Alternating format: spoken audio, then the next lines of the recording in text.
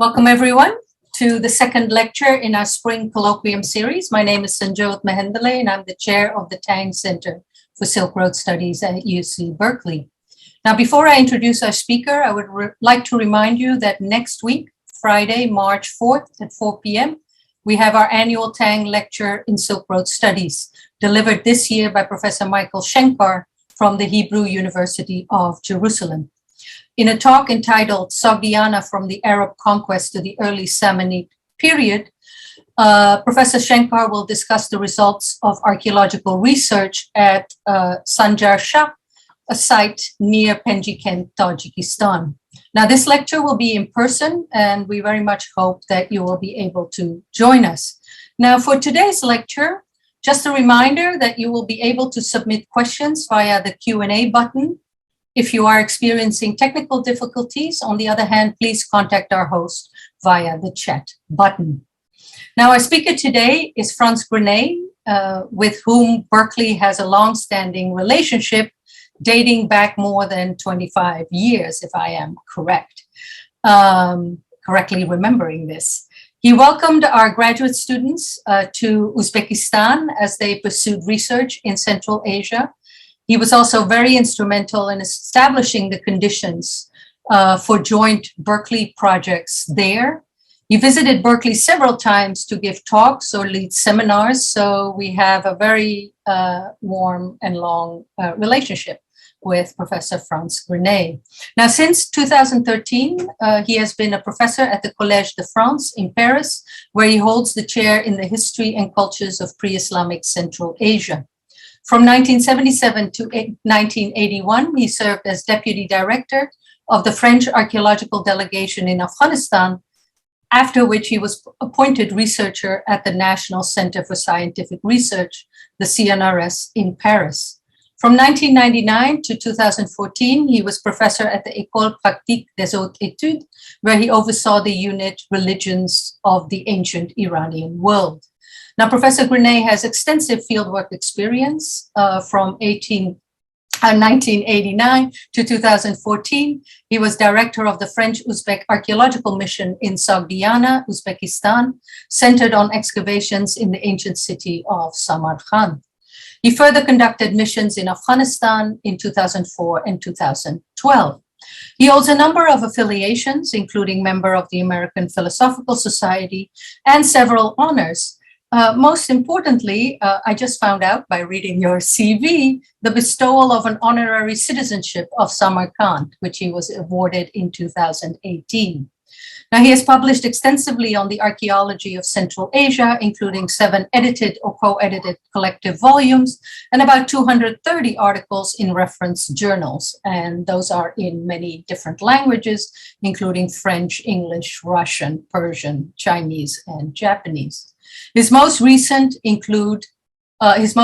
publications include The Golden Journey to Samarkand, which are selected articles translated in Chinese, published by Guilin in 2017, and the forthcoming Early Sogdian Inscriptions and Documents, which he is publishing together with Nicholas Sims Williams. Now, today, Professor Grenet is joining us to discuss some new evidence on Zoroastrianism in Central Asia. So welcome, Frantz. Good to see you again. Well, I am very grateful to the Tang Center, for its kind invitation to deliver 2 speeches. One will be delivered in maybe 1 or 2 months. I was also invited this year to give a lecture in the framework of the Gandhara conference at the Near Eastern Department. I would have liked to come in person, but as you know, well, due to some hazards of the COVID situation, my trip was cancelled at the last moment, but I hope I'll be able to see Berkeley again very soon. Berkeley is a place where I enjoyed very much teaching and staying, especially for 1 full month or even more in 2001. And I am always very pleased to go back there. A word about the colleagues I'm going to mention in this speech on Zoroastrianism in Central Asia and new discoveries in Khorezm. I'm going to mention the work of colleagues from various countries, Australians, Uzbek, and Russian. And well, today my thoughts are especially directed to my Russian colleagues, whom I know are not at all happy with what is happening now. So I start sharing my screen. So when I was invited to teach in Berkeley 20 years ago, I had the opportunity to present the state of research on Zoroastrianism in Central Asia from texts, archaeological and iconographical documents. Since then, much progress on the iconography came from Sogdian materials, both in Sogdiana itself, the country of Samarkand and Bukhara, now divided between Uzbekistan and Tajikistan, and also Sogdian colonies in China. One important set of evidence is the ossuaries, terracotta containers of bones submitted to preliminary excarnation according to the Zoroastrian ritual. They are known in great numbers in Sogdiana, Marjana, and Khorezm. Most interesting information has recently been provided by specimens found near Shahrisabz, south of Samarkand, where actually a Berkeley expedition conducted excavations in the 1990s. On this ossuary, dating probably from the 7th century CE, the judgment of the soul in heaven is depicted in great detail, remarkably conform to descriptions in Middle Persian Zoroastrian texts. The soul, here I point my arrow, the soul is shown as a nude child, weighted in scales held by the god Rashn. The scene is watched by Sraosha, protector of the soul during the dangerous 3 days between death and judgment. Sraosha is flanked by 2 attendants holding fly sweaters in order to repel the demoniac fly of the corpses. To the left, the enthroned god holding a torch is probably Ardwahisht, master of fire and paradise, the latter function being alluded to by the harp player. Indeed, the Zoroastrian paradise is often called the house of song. The lower part shows what is happening on earth at this time. A priest, identified by his mouth cover and the libation spoon passed in his belt, is celebrating the office of the Chaharom, which means 4th morning, the 4th morning after death, when the soul is judged in heaven. It includes a sacrifice of bread, is shown as cakes, horse, sheep, and wine, here is in a jug. The kneeling widow presents a flower as a token to the gods.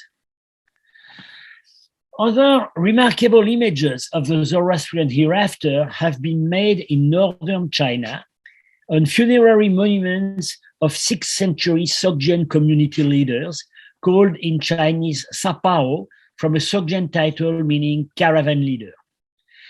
Most remarkable is the sarcophagus of Wirkak, who died in Xi'an, in the capital, in 579. One side illustrates Wirkak and his wife, here, crossing the Chinwat Bridge, guarded by dogs and fireballs. The Chinwat Bridge spans the space between this world and the heavenly world.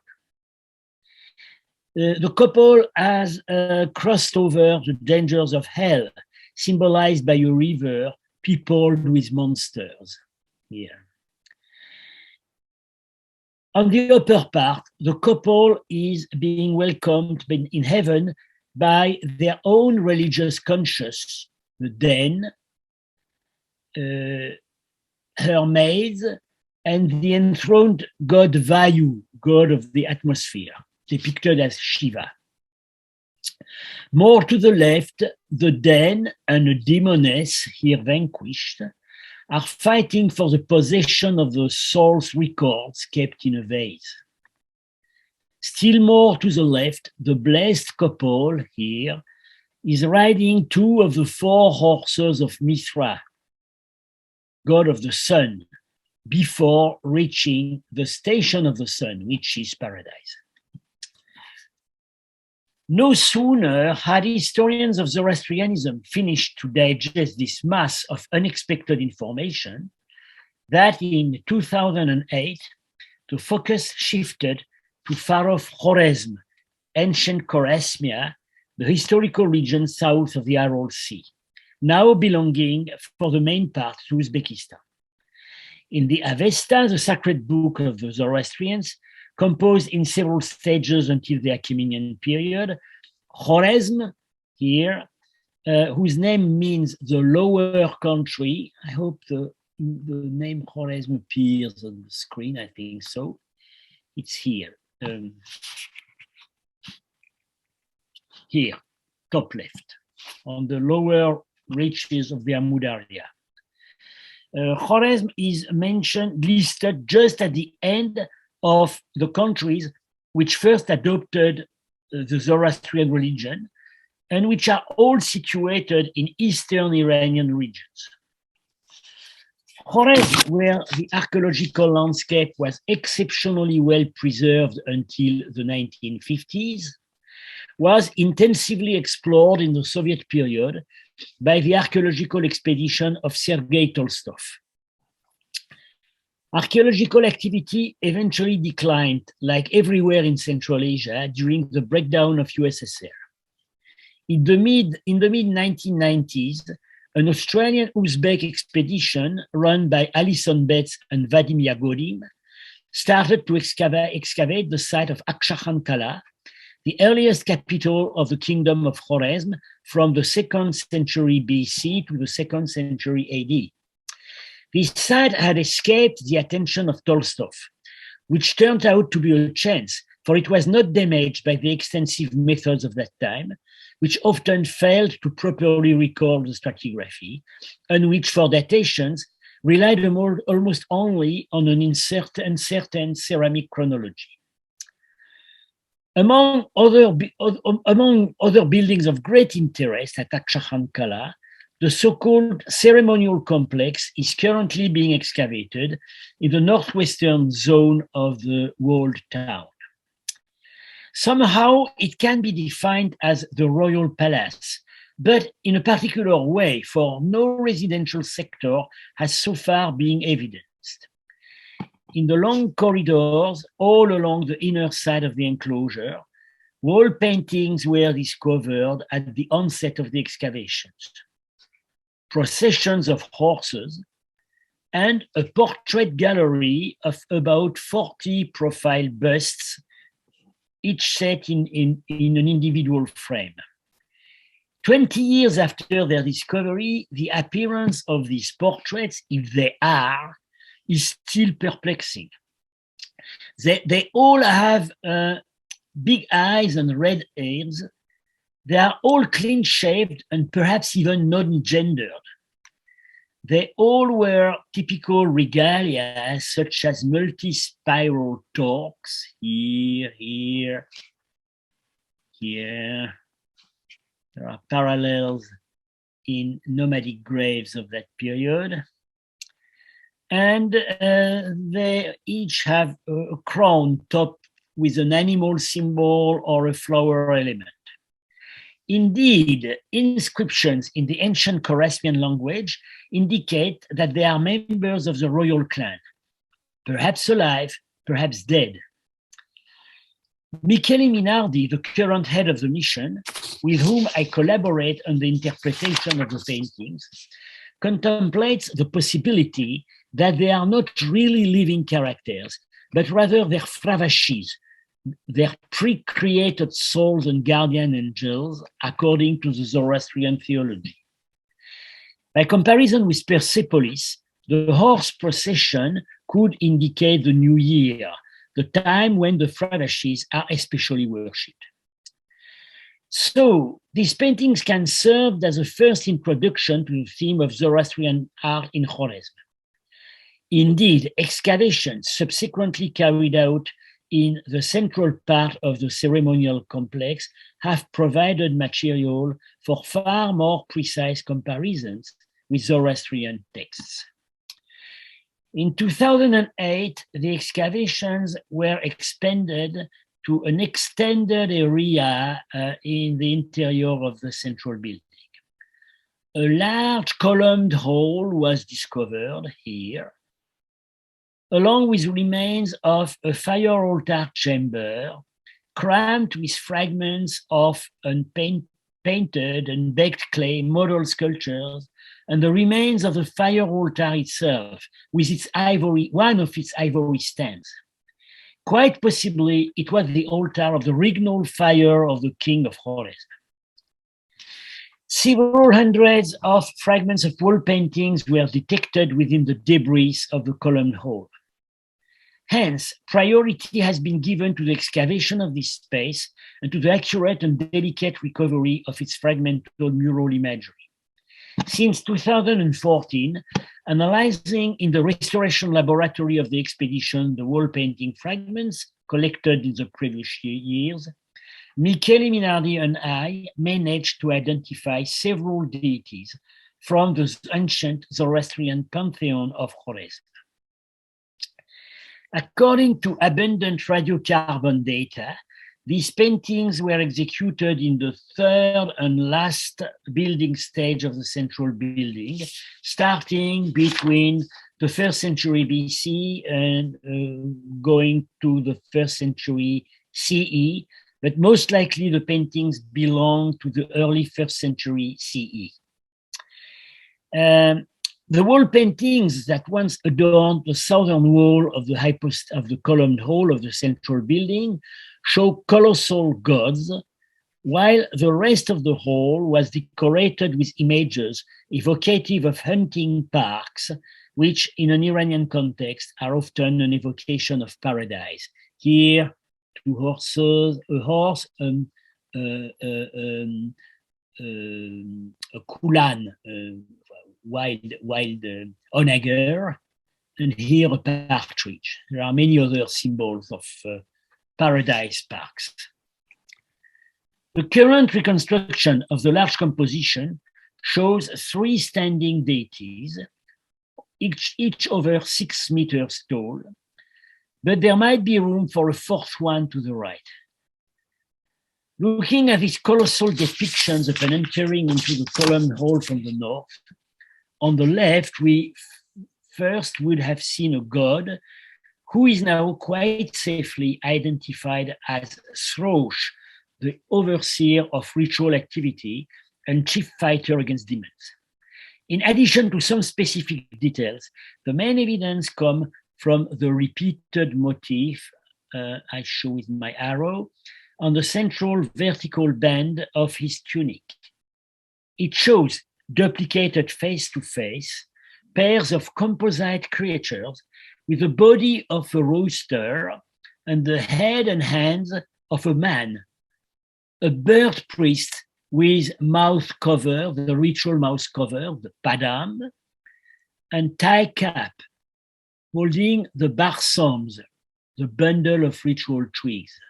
Here, a very good parallel on a plaque from the Oxus treasure, is again the barsam, the twigs, the mouth cover, the tie cap, and here a Zoroastrian priest in Bombay today with the mouth cover and tie cap.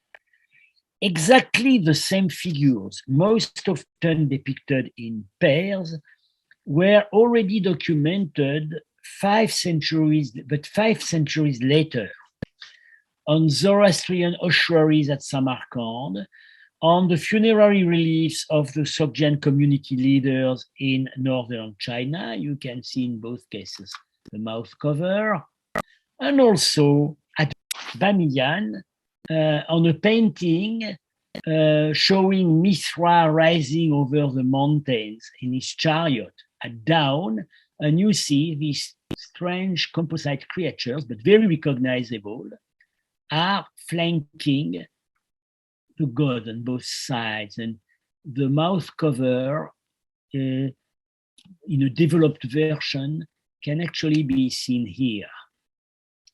What does this creature symbolize?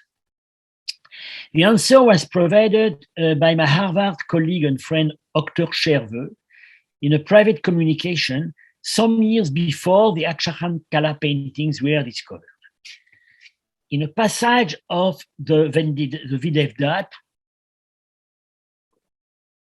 the book of the Avesta concerned with the fight against the demons, it is said that during the last part of the night, the time when the fire is most threatened by the powers of darkness, Otar, the fire god, calls to help Sraosha to prompt the faithful to bring him wood. Sraosha, here written Sraosha, according to the Avestan form of the name, Sraosha awakes the bird Parodarsh, whom those who speak badly call cockadoodle-doo, which means that Parodarsh is a rooster. It is, in this action, Parodarsh assimilates himself to the Sraosha warriors of Sraosha, which is his assistant priest, whose specialty is to look after discipline in the ritual. This is the key to the understanding of the hybrid iconography of the bird priest, who is more precisely a rooster priest, and his frequent association with a fire altar. Also, it explains why this figure most often appears in funerary contexts. Sraosha, of whom Parodarsh is the main helper, accompanies the soul during the 3 nights between death and individual judgment. And, as we have seen on an ossuary in the very beginning of this lecture, a special office for the sake of the soul, the chaharom, is solemnized on the 4th morning under the direct protection of Sraosha. And at Bamiyan also, the scene of the Epiphany of Mithra is taking place at dawn. An additional argument for the association between the icon of the rooster priest, the function of Sraosha Warez, and the god Sraosha himself, was discovered 3 years ago when Minardi and I noticed in the lower part of the central band on the garment of the god, one exception to the standard scheme of the ritual twig holders. Here, one bird priest, you can see his mouth cover here, his wings, his head. One bird priest, and probably the one facing him, does not hold the sacred twigs, but another quite different object, which can be recognized as a short whip, here, the stick hold in the hand, and 3 hanging lashes. A 16th century painting from Venice shows exactly the same type of whip, used also in a ritual context, the festival of the Lupercalia of ancient Rome. In the Videvdat, this tool is called Sraosha Charana, the instrument of Sraosha. And it was used, that instrument in the ritual, still today, is used to spank those who during services do not observe the ritual carefully. Interestingly enough, in the 1960s at Sharifabad near Yazd in Iran, the Sraosha Charana, so this short whip, was still used against unruly boy, specifically by the Sraosha Warez, that category of assistant priest, of which Parodarsh is the symbolic representative when in association to Sraosha. We consider that the discovery definitely settles the question of the identification of the Akchakhan-kala colossal god with mural crown as Sraosha. Well, so far from Sraosha, but yeah, the mural crown on the head of the god is probably an allusion to his what is described as his abode, his fortified abode, his strong abode, far above in the sky. So quite many, several actually attributes on this image point to the identification as Sraosha. But who is the identity? Who is the deity standing next on the right? He or she is, the head is not preserved, the face is not preserved. He or she is more problematic, although unquestionably related to the vault of the sky embedded with stars, because she or he upholds it with both hands. Several Iranian deities have an explicit link with the sky. Ahura Mazda, the supreme god, Asman, the god of the sky, Anahita, the goddess of waters, the Fravashis I have already mentioned, and also several astral deities, especially Mithra and Tishtriya. Mithra, the sun god, Tishtriya, the god of the star Sirius. I propose that this image, like that of Parodarsh, directly illustrates a formula in the Avesta. They uphold the sky from below, Upa Darayam Asmanam, which is found only in the Frawardiniasht, the hymn to the Fravashis, these guardian angels I have already mentioned. If this is the case, this figure could be the specific Fravashi of Khorezm, different from the individual Fravashis tentatively identified in the corridor. Similar to the motif of Parodarsh on the tunic of Sraosha, the motifs in the panels which adorn the middle of the tunic of this deity are not colored, but only drawn with red outlines. Unlike the repeated pattern of Parodarsh, here the scenes on each panel are slightly different from each other.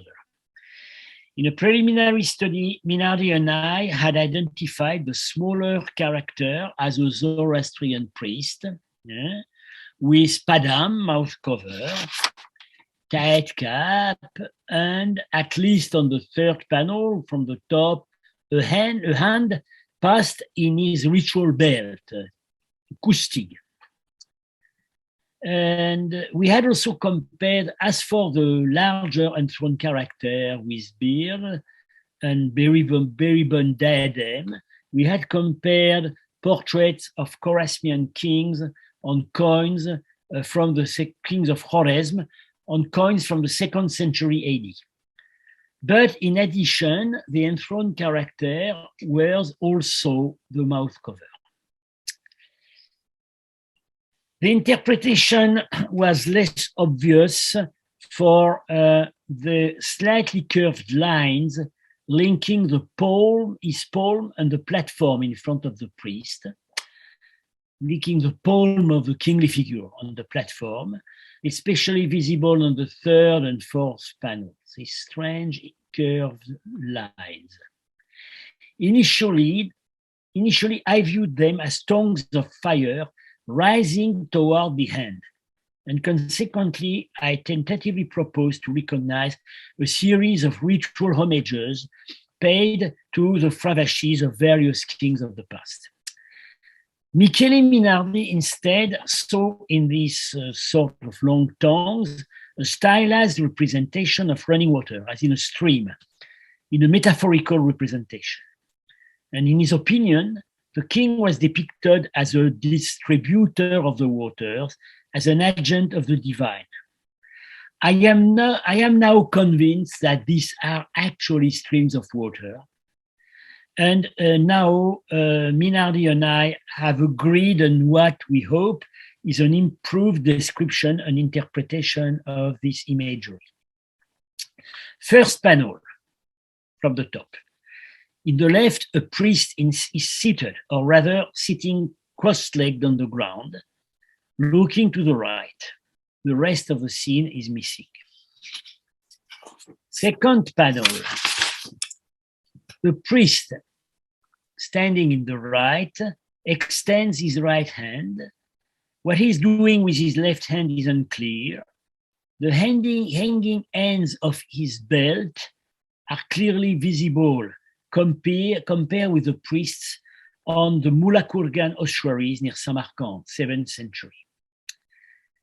The seemingly royal character, enthroned and with a round headgear, also extends his right hand toward a slanting platform, positioned between himself and the priest who is behind this feature. From his hand, something springs down towards the platform. The platform is asymmetrical in section, rising on the royal figure's side. On the table stands a vessel, probably a bowl. Third panel, the composition is reversed. The priest is on the left. He's squatting on the ground. Clearly, as I mentioned, he has his left hand passed in his ritual belt. The royal person, seated on a throne, extends his right arm. And here, very clearly, we can see the open, upturned palm. And it looks as if a stream of curved line is starting to descend towards the platform, like on the second panel.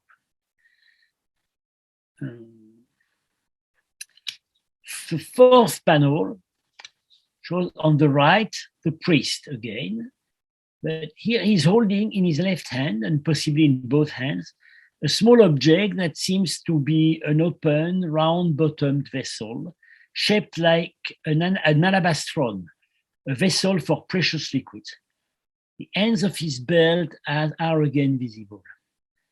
The royal character extends his right arm, and again, distinct curved line streams from his hand, reaching the platform. We have to note that the royal thrones have characteristic details. For instance, contrary to the throne in the second and third panel, the throne on the fourth panel has a pattern with triangles at the rear of the cushion. Another example is seen in the difference between the props of the second and third throne. The two preserved headdresses of panels 2 and 3 are also different. So these royal figures, although somewhat stereotyped in their appearance, seem to be distinguished from each other. The idea of rising tongues of fire, which I had first contemplated, seems definitely unlikely, for there is no parallel in any ancient iconography, and the very concept of fire actually reaching the deity is alien to the Zoroastrian sacrifice. What ascends is only the pleasant smell of the sacrificed meat and perfumed offerings. The tongues then can rather be interpreted as flowing water, as suggested by Minardi right from the beginning. Streams of life-giving water issuing from a deity are depicted in Mesopotamia, the god Enki, and in India, Buddha performing the miracle at Sravashti. Water flows from Enki's shoulder. On some other depictions, it overflows from vases held by the god, and the water flows from Buddha's feet. So in both cases, it's not from the figure's hands, but in all cases, water emanates directly from a significant part of the body. One possible interpretation of this repeated motif on the costume of the sky-holding deity at Akchakhan-kala would be the arrival and distribution of the heavenly waters. This brings to mind a passage in the Fravashi, the hymn to the Fravashis. I quote from the translation of Professor Malandra, slightly modified. And when the waters flow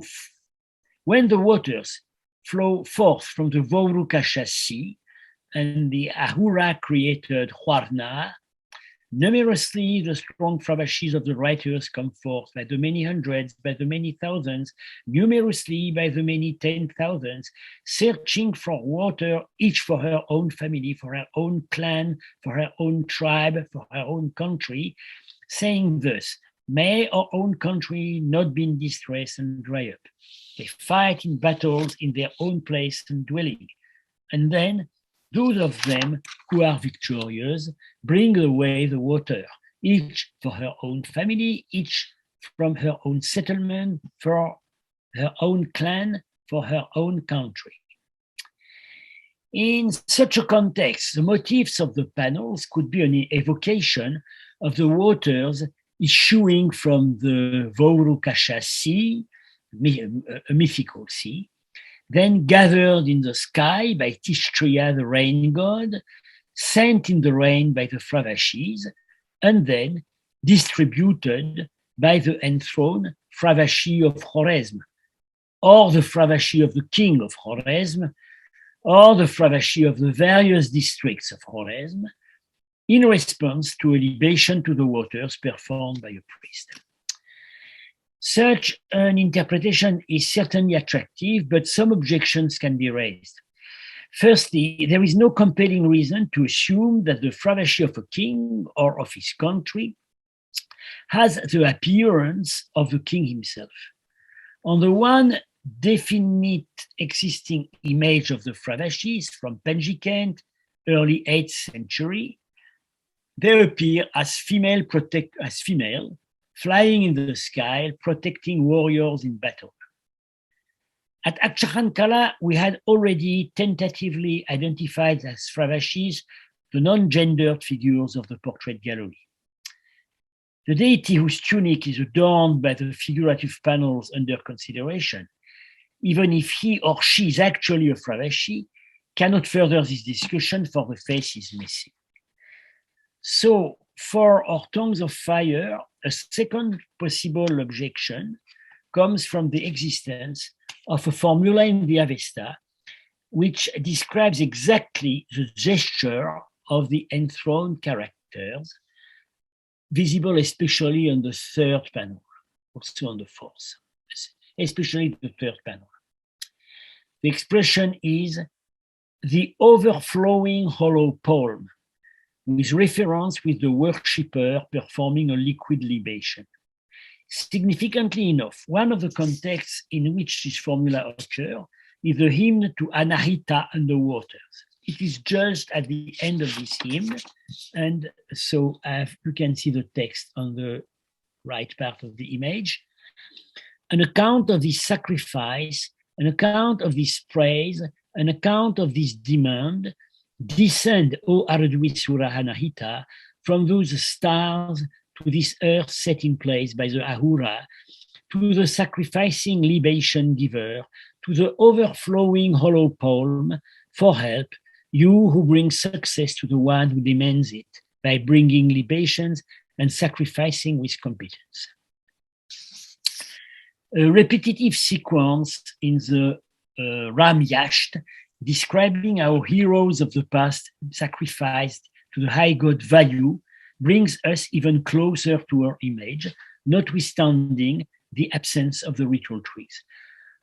I quote, on a golden throne, on a golden cushion, on a golden rug, and the spread balsam, with flowing hollow palms. The characters described here are the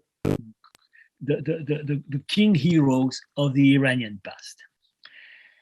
Therefore, all matter considered, we propose now to recognize in these images a king or kings performing a libation to the water descended from the sky in order to purify it and to ensure a good supply.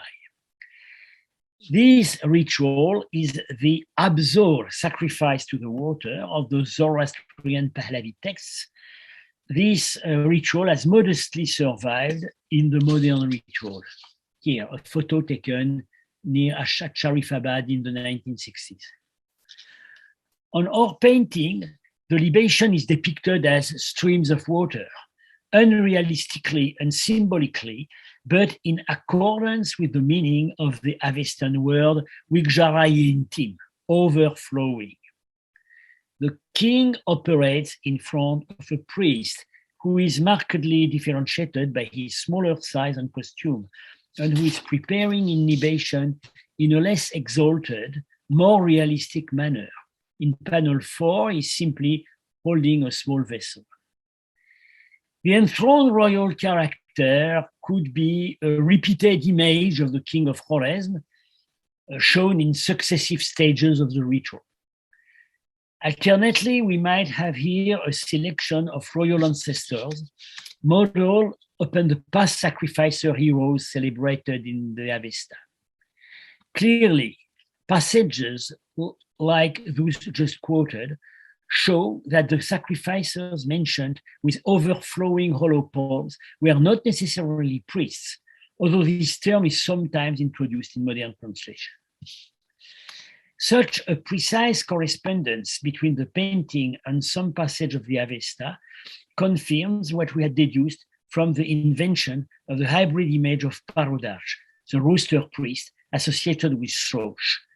The priests attached to the court of Khorezm had precise knowledge of the Avesta, and the decoration of the palace was executed in close consultation with them. One may wonder why the mouth cover is worn by the royal figures and not only by the priests. In principle, this mouth cover is required only in the presence of the ritual fire, which is absent from the water office ceremony, except when the ceremony is part of a larger ritual, which is called the yasna. And in this case, the water offering follows the fire offering, which most probably in this period included an animal sacrifice. That part of the ceremony was not shown directly in our painting, or perhaps it was in the missing part of the first panel, or in one of the other lost panels that completed the decoration of the band. Indeed, an annual animal sacrifice to the waters of the Kiva Khanate in the Amudarya was described by the ethnographer Gleb Snezaref from testimonies gathered at the end of the 19th and beginning of the 20th century, when the old rural culture of sedentary Khorezm was still largely intact. On the day the irrigation channels were opened after the spring cleaning, a bull was sacrificed and thrown in the water in the presence of the civil servants of the Khan of Kiva, religious elders, and mirabs, supervisors of the water distribution.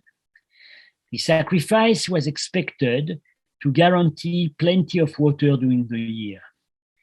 It was probably the remote successor of the Warsh Angam mentioned in the early 11th century by Al-Biruni, the great scholar originated from Khorezm.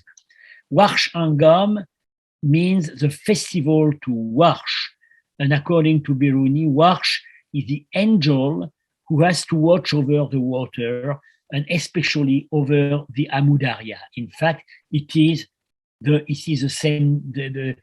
outcome of the ancient name Oxus, the name of the Amudarya, the ancient name of the Amudarya. And this ritual was solemnized on day 13, the day of the waters, in the mouth Spandarmat, the mouth of earth. In light of this, which is possibly also the case of this ritual here. In light of this new evidence, it now seems that Zoroastrian art was first invented in ancient Khorezm in the context of royal ceremonies and obviously under close control of priests who knew their sacred texts by heart, especially the Yash and the Videvdat. The discovery that such a refined Zoroastrian icon as the bird priest was not, as hitherto believed, a late adaptation of Indian images, but an original creation in Khorezm predating the Kushan Empire. This discovery came as a shock to those, including me, who were in September 2014 in the restoration laboratory at Nukus. The possibility remains indeed that the Akchakhan-kala paintings have preserved a set of religious symbols which existed also at the same time in northern Eastern Iranian regions with a strong Zoroastrian substratum, for example, Parthia or Sogdiana. But as these countries have not yielded anything similar from this early period, this remains an academic speculation, at least for the time being. And at the moment, the prize of invention might still be reserved to Khorezm. Thank you. Thank you so much, Frantz, for this wonderful talk and also acquainting us with these new sets of images. There are a number of questions, but let me begin by asking, it's not so much about the content of the paintings, but the paintings in relation to the building. I'm just wondering in terms of the ceremonial space. I think you called it a cultic or ceremonial space in which these paintings were found. Do they indicate anything more about ritual practices or what types of ceremonies would have actually taken place in the building itself, or are they just representative of the Zoroastrian tradition at large? These paintings were certainly for public display. Mm-hmm. I'm trying to, I can now, they were in the corridor. The portrait gallery was little visible. It was something probably a bit secret. In the column hall with this huge god 6 meters high, it was for public display, or at least display to the public who was admitted in this part of the palace. Mm-hmm. So we have no precise indication, but most probably there was a kind of processional or ceremonial way, because here, you can see with my arrow at the eastern end of this courtyard, there were remains of a kind of a fire altar, which has been obviously quite monumental, because it was adorned by splendid ivory stands, which I think I can see here on the upper right part of the photo. Here, the fire altar. As it is the most secluded and central part of the palace, the hypotheses have been raised by Fabrizio Sinisi that it could be the royal fire of the king of Khorezm. We know from various textual evidence that each Iranian king, it is attested, at least in Sasanian Iran, each Iranian king had his own fire. So it could have been the fire of the king of Khorezm.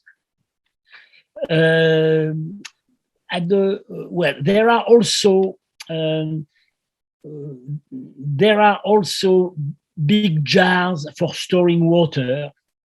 So, of course, the purpose could have been just practical, but water and fire have always to be present at any place where the Zoroastrian ritual is performed. So it seems to point to that.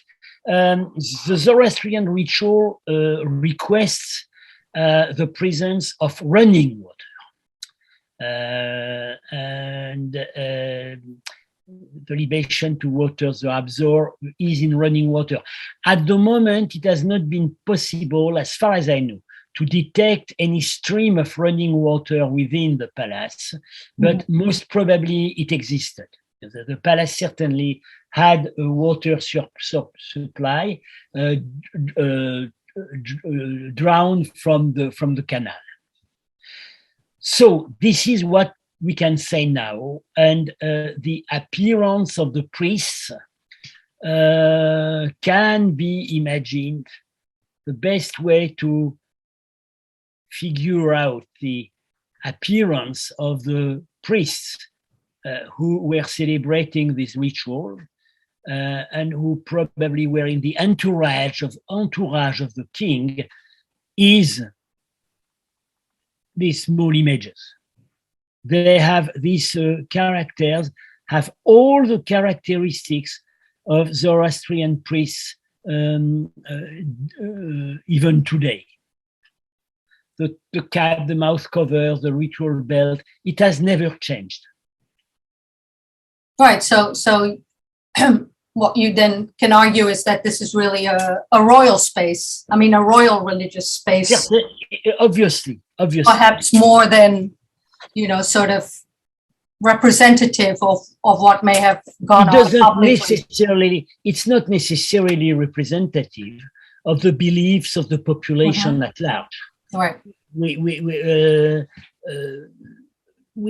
remark in very few buildings which can be called a fire temple have been found in Khorezm in all periods, which seems to indicate that it had remained a kind of centralized religion, very much controlled by the royalty.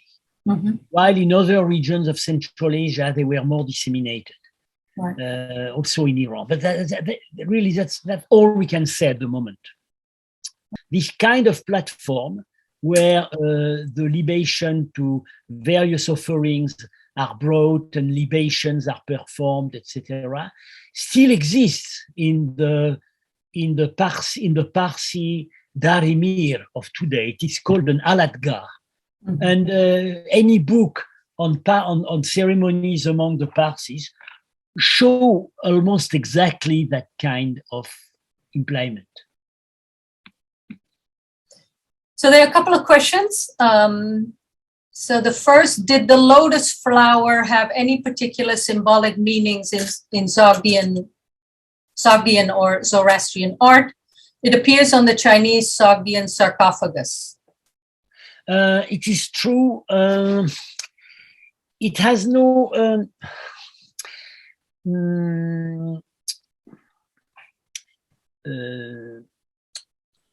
water.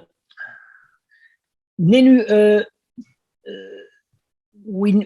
know of a particular ceremony in Sogdiana called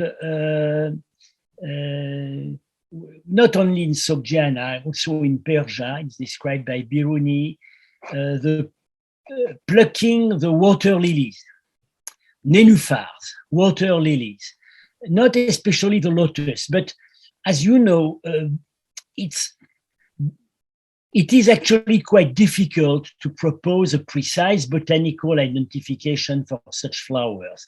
The lotus can look very much like a water lily in art. So it has certainly an association with spring. That particular ceremony of the collection of the water lilies was held in June. We know that.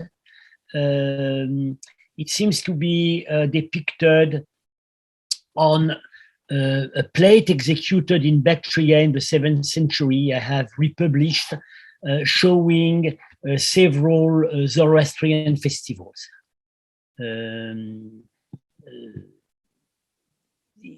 Except for that, it is not particularly the water lily or the lotus is not especially used in the ritual.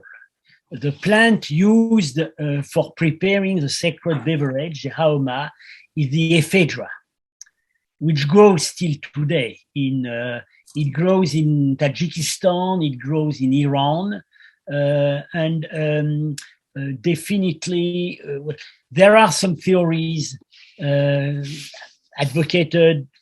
once advocated by Professor Martin Schwartz and Flannery, that originally the sacred beverage of the Indians and Iranians, the haoma, soma, was prepared from fly agaric. And it might be true for the distant past. But when these people moved more to the south, they had to find substitutes, and definitely the plant used as a sacred beverage by the Zoroastrians is the ephedra. It is shown on some ossuaries, for example. Next question, does the new interpretation of the figure in Bamiyan as Mithra preclude earlier hypotheses that it was Apollo or Helios with the 4-horse chariot and angels? Both are true. This image can definitely be called Mithra, not only because of the solar appearance of the god, but the fact many details that point precisely to the Miriash, the hymn of Mithra in the Avesta. The mountain peaks around, some deities in his chariot, etc. The 4 horses. But iconographically, the chariot of Mithra is inspired by the chariot of Helios, definitely. But in that particular context of Bamiyan, I would rather call him a Mithra Surya. The Hindu image of Surya is also inspired. Well, in some cases, he has 10 horses. It is an archaic icon, but in some cases, it has 2 or 4 horses, and it is derived from the Greek Helios. So there is definitely a big overlap between Indian Surya and Iranian Mithra. And most probably visitors, Buddhist or Hindu visitors to Bamiyan would have called this god Surya, although it was certainly originally intended as a Mithra. A question from Adam Bencato. Thanks very much, Professor Grenet. I wanted to ask for, he can't answer, unfortunately. I wanted to ask for any further information about early Khorezmian written sources discovered in the area. They are very limited, just short inscriptions. Before the excavations at Akchakhan-kala, the earliest, the only records for ancient Khorezmian written in an alphabet derived from the Aramaic alphabet were short inscriptions on potteries, inscriptions on longer inscriptions on ossuaries found in Zoroastrian cemeteries, especially at Tokala, northern Khorezm. Then came the discovery of wooden slips and fragments of parchment found at after Akchakhan-kala. The capital was moved to another location, more to the north, Toprak-kala. And here lists of names were discovered, text of an economic character, census type texts, and they date probably from the 2nd or 3rd century AD. What was found at Akchakhan-kala is earlier, but these are just scraps. This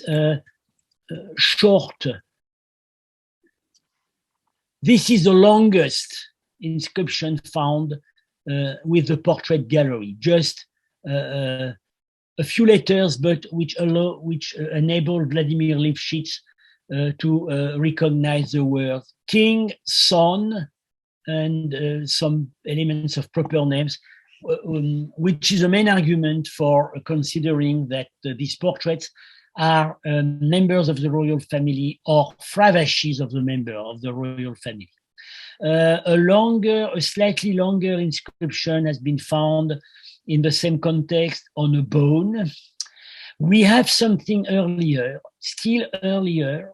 The earliest Khorezmian inscription is on a silver vase of Achaemenian fabric, Achaemenid fabric found in Siberia at Isakovka, and it probably dates from the 2nd century BC.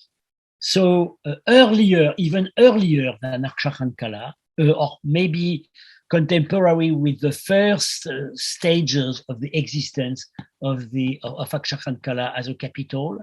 And this is an extremely interesting inscription, identifying the silver vase as a festival vase,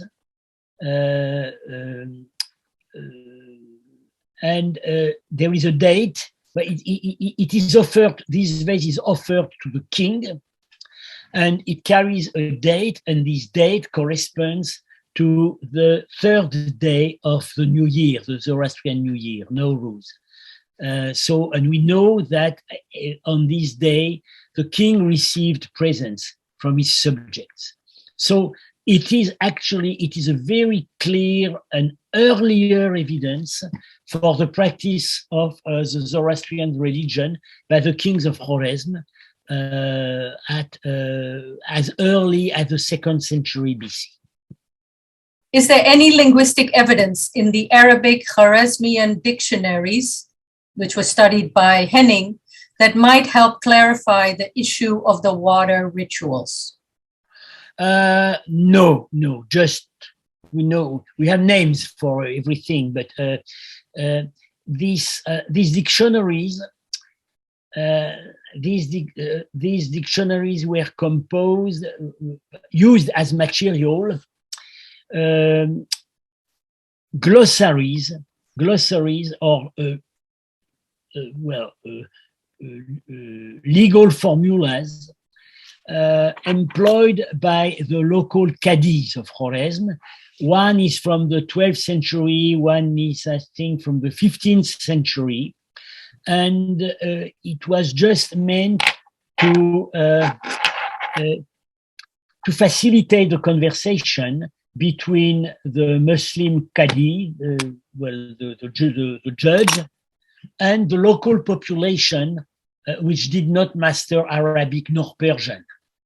So in such a context, you cannot expect allusions to Zoroastrian rituals. The last allusions to the practice of Zoroastrian rituals in Khorezm are, as I said, in Al-Biruni. It describes some rituals, service for the dead, and that ritual of sacrifice to the waters of the Oxus. It's valid for his time. But this is really the last evidence we have. We just don't know when Zoroastrianism disappeared from Khorezm.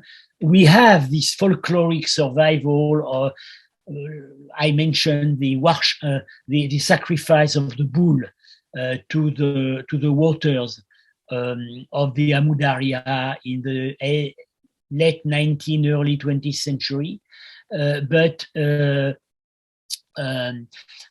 it is already in an Islamicized context.